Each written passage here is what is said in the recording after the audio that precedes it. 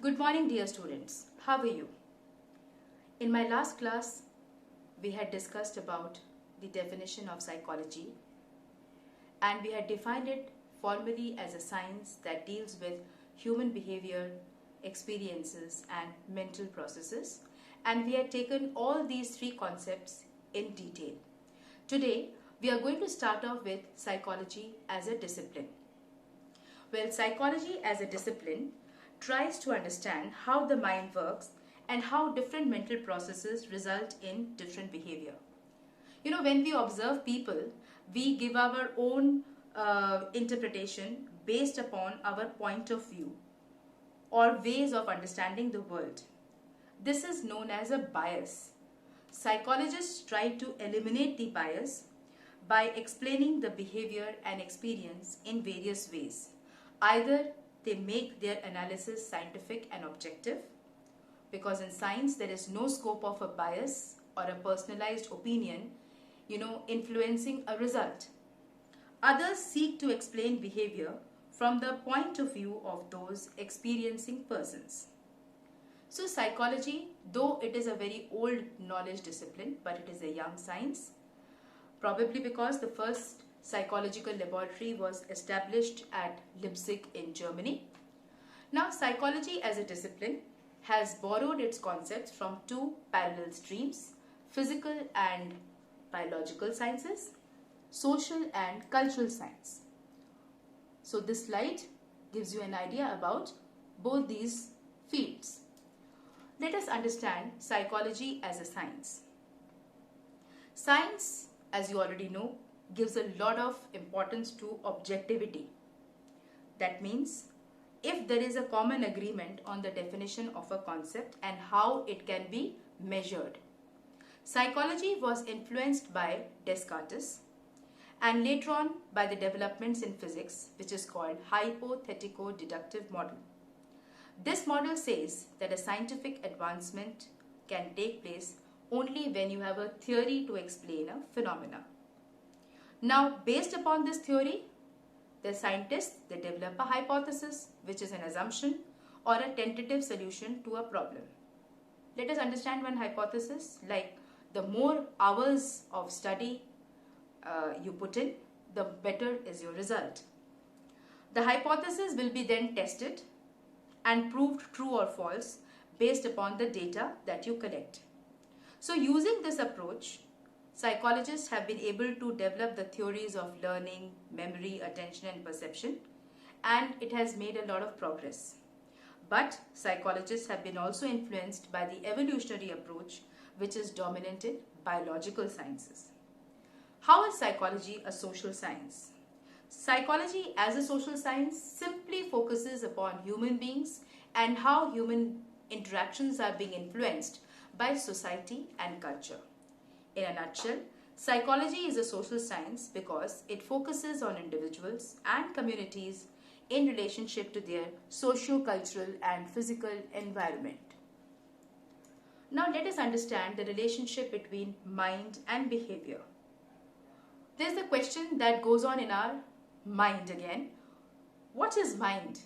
Is it the same as a brain? It is true that the mind cannot exist without the brain, but mind is a separate entity altogether. There is a relationship between mind and behavior.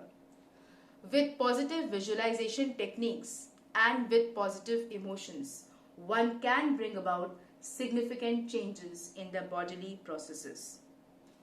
Psychoneuroimmunology is a new discipline which has emphasized the role played by the mind in strengthening the immune system.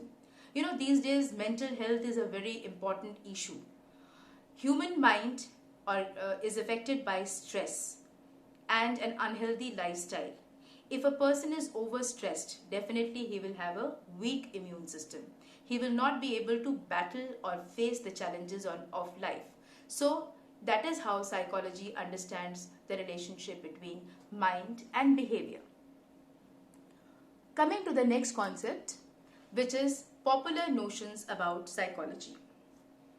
Now, everybody on this earth acts like a psychologist, makes predictions. There are many popular theories of human behavior based on common sense, and this common sense may not be holding true if it is tested scientifically. So, psychology as a science looks for the patterns of behavior which can be predicted and not explained after the behavior occurs. So, scientific knowledge generated by psychology runs against a common sense kind of approach. Many people they have this common sense kind of approach. They try to analyze everybody's behavior in their own perspective. But let me tell you that psychologists are different from palm readers, astrologers, tantrics, because there is a scientific approach to examine that hypothesis, to develop the principles and theories about human behavior and other psychological phenomena. And how is it possible? With the help of empirical studies. Let us come to evolution of psychology. The evolution of psychology talks about the various schools of thought. It grew out of ancient philosophy concerned with questions of psychological significance. Psychology, as I told you, could be traced back to 1879 when the first experimental laboratory was established in Leipzig, Germany by Wilhelm Wundt. Now, let us come to the schools of psychology one by one. As you can see from this particular slide, the first school is structuralism, followed by functionalism, Gestalt psychology. Then we come to behaviorism, psychoanalysis, humanistic perspective, and also another branch which has come up of late that is referred to as cognitive perspective and constructivism. So the slide explains the various schools of thought. Let us understand the schools of thought one by one. Structuralism. Structuralism was developed at the time of Wilhelm Wundt because these people, they analyzed the structure of mind through introspection. So structuralists, they used introspection as a procedure by which individuals in a psychological experiment were asked to describe their own mental process and experience. This was followed by functionalism. William James, who had set up a psychological laboratory at Cambridge, Massachusetts, soon after the setting up of the Leipzig laboratory, developed this approach where it focused upon the structure of mind. Instead of focusing on the structure of mind, it studied what the mind does and how the behavior functions in making people deal with the environment. So since the name is functionalism, it focused upon how the mind functions. A very influential educational thinker of that time, John Dewey, used functionalism to argue that human beings seek to function effectively by adapting to their environment. Now we come to the next school of psychology, which is called Gestalt. Gestalt emerged in Germany. It focused on the organization of perceptual experiences. The Gestalt psychologists argued that when we look at the world, the whole is always more than the sum of its parts. When, for example, light from a series of flashing bulbs fall on our retina, we experience the movement of light. Same way, when we look at a flower vase, we look at the flower vase in totality.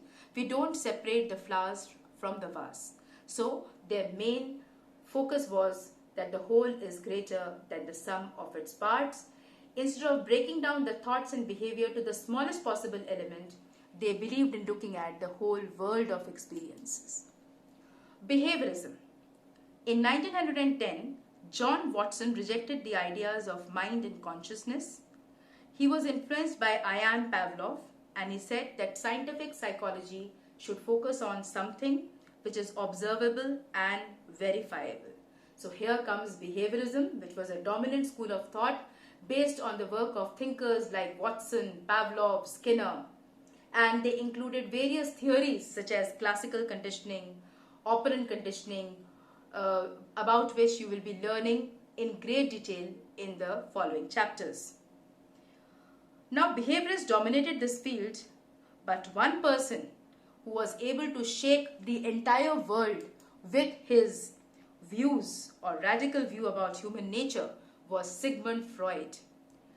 Psychology is incomplete without the study of Sigmund Freud. Freud dwelt into human behavior as a manifestation of unconscious desires and conflicts. Now, Freud basically understood the role of unconscious, and he said that it is our unconscious which has certain drives, conflicts and desires which are shielded from expression in the society, or when the person is not able to express these desires in the society. So Sigmund Freud developed a school of thought called psychoanalysis. Next we come to humanistic perspective given by Carl Rogers and Abraham Maslow, who emphasize the role of free will of human beings and their potential to grow and unfold their inner strength. These different approaches filled the history of modern psychology and provided multiple perspectives to its development. Well, coming to the next perspective, which is the cognitive perspective, as I had told you earlier, cognition is the process of thinking, understanding, memorizing, problem solving. Mind, according to this view, is like a computer which receives information, transforms the information, stores the information and retrieves the information. So modern cognitive psychology views human beings as constructing their minds through their exploration into the physical and social world, which is also referred to as constructivism. Now, there were two theorists of cognitive development, Vygotsky and Piaget.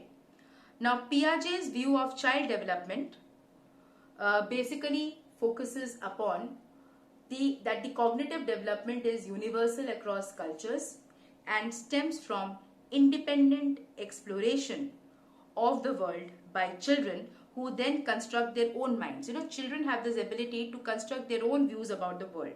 That was told by Piaget.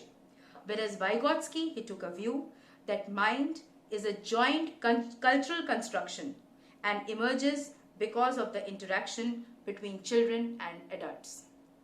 So today we have basically focused upon psychology as a discipline and also the relationship between mind and behavior.